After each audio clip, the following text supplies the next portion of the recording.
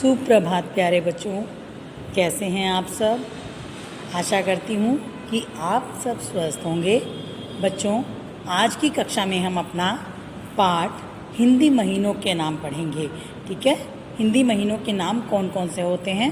तो चलिए सभी बच्चे अपनी पेंसिल और नोटबुक अपने पास रखिए और मेरे साथ साथ लिखकर उसको बोलने का प्रयास करके लिखते चले जाइए। चलिए तो शुरू करते हैं बच्चों हम अपना आज का विषय, आज का अपना पाठ। बच्चों, ये देखिए हमारा पाठ है 12 और हमारे पाठ का नाम है हिंदी के महीने, मंथ्स ऑफ हिंदी। यानी कि हिंदी के महीने किस तरीके से लिखते हैं। जिस प्रकार हमारे इंग्लिश के महीने होते हैं ना, जनवरी, फरवरी, मार्च, अप्रैल। अंग्रेजी में हम बोलते हैं ना जनवरी, फरवरी, मार्च, अप्रैल, मई, जून, जुलाई, अगस्त, सितंबर, अक्टूबर, नवंबर, दिसंबर। और उसको हिंदी में भी लिखते हैं जनवरी, फरवरी, मार्च, अप्रैल, मई, जून, जुलाई, अगस्त, सितंबर, अक्टूबर, नवंबर, दिसंबर। तो इसी तरह बच्चों, ये तो हम जानते ही हैं कि साल में 12 महीने होते हैं, पर इन महीनों का क्रम जो होता है सूर्य की स्थिति के आधार पर होता है। ठीक उसी प्रकार हिंदी के भी 12 महीने होते हैं। इनका क्रम जो है चंद्रमा की स्थिति के आधार पर होता है। ठीक है बच्चों, तो हमारे हिंदी महीने कौन कौन से हैं, हम इनको ध्यानपूर्वक पढ़ते हैं। पहला महीना हमारा है चैत्र। इसको कैसे पढ़ेंगे? चे पे आई की मात्रा और त्र, क्या बन गया बच्चों ये? चैत्र। दूसरा बैसाख, ब पे बड़े आई की मात्रा बई, से पे अकंडक ख, बैसाख। ज य अधश ठ, ज्येष्ठ। बड़ा आ शा ध, आषाढ़। श्रावण, यानी कि जो महीना अभी चल रहा है बच्चों, उसको श्रावण का महीना कहते हैं। श्रावण यानी सावन का महीना। भाद्रपद, भादो, उसको हम भाद्रपद भी कहते हैं और भादो भी कहते हैं। नेक्स्ट महीना हमारा 7वां देखिए बच्चों कौन सा है? आश्विन, बड़ा आ, शय पे छोटी ई की मात्रा, व न, कैसे बोलेंगे इसको? आश्विन। कार्तिक, क पे अकंडा, तय पे र, क, कार्तिक। मार्ग शीर्ष, म पे आ, ग पे र, श बड़ी षटकोण वाले श के ऊपर र ऊपर बनाया। ठीक है, र। मार्ग शीर्ष। पौष, समझ आ रही है बेटा आपको? पा पे बड़े हो की मात्रा श, पौष। म पे आकर डंडा घ, माघ।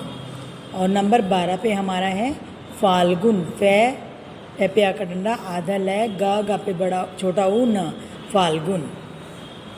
तो बच्चों अब इसको एक बार हम जरा सीक्वेंस में पढ़कर देखेंगे कैसे पढ़ते हैं इसको। देखिए, चैत्र, बैसाख, ज्येष्ठ, आषाढ़, श्रावण यानी कि सावन, भाद्रपद यानी भादो भी बोलते हैं इसको, आश्विन, कार्तिक, माघ शीर्ष, पौष, माघ और फाल्गुन। ठीक है बच्चों, अब हम इसको एक बार लिख के सीखते हैं। ठीक है बच्चों, आपको समझ आया था ना? मैंने बताया था इंग्लिश में जनवरी फरवरी लिखते हैं, जो हिंदी सिंपल महीने होते हैं उसको भी हिंदी में जनवरी कैसे लिखते हैं। अच्छा, इंग्लिश में कैसे लिखते हैं देखिए मैं आपको बताती हूँ। पता है आप सब बच्चों को? JANUARY, जनवरी।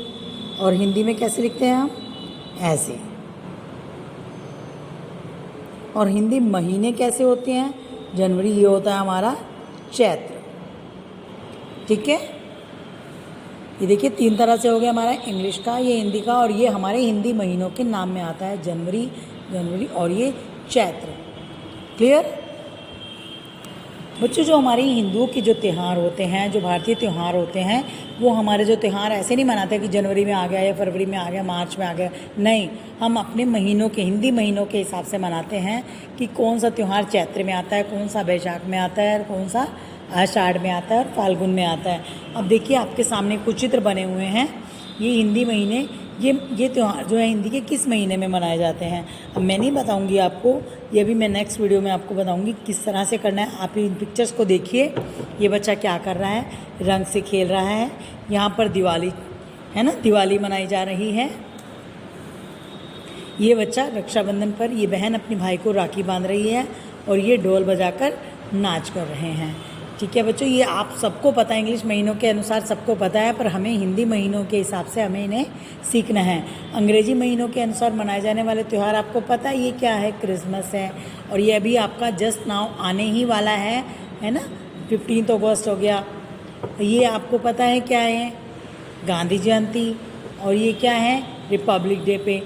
ठीक है बच्चों, ये सब आपको पता है, पर हम इसको अपनी अगली कक्षा में अपनी अगली क्लास में इसको अच्छे से पढ़ेंगे कि कौन, ये महीने के हिसाब से पढ़ेंगे, हिंदी महीनों के हिसाब से बताऊंगी मैं आपको कि कौन सा त्यौहार कौन से महीने में मनाया जाता है। यानी कि चैत्र, बैसाख, ज्येष्ठ, आषाढ़, श्रावण, सावन, भाद्रपद, भादो, आश्विन, कार्तिक, मार्गशीर्ष, पौष, फाल्गुन, माघ, फाल्गुन। ठीक है, तो बाकी का हम बच्चों अपनी अगली कक्षा में पढ़ेंगे। जितना मैंने आपको समझाया है उसे आप एक बार ध्यानपूर्वक वीडियो को सुनेंगे। धन्यवाद बच्चों, आपका दिन शुभ रहे, आप स्वस्थ रहें। मिलते हैं अपनी अगली कक्षा में अपने नए कार्य के साथ।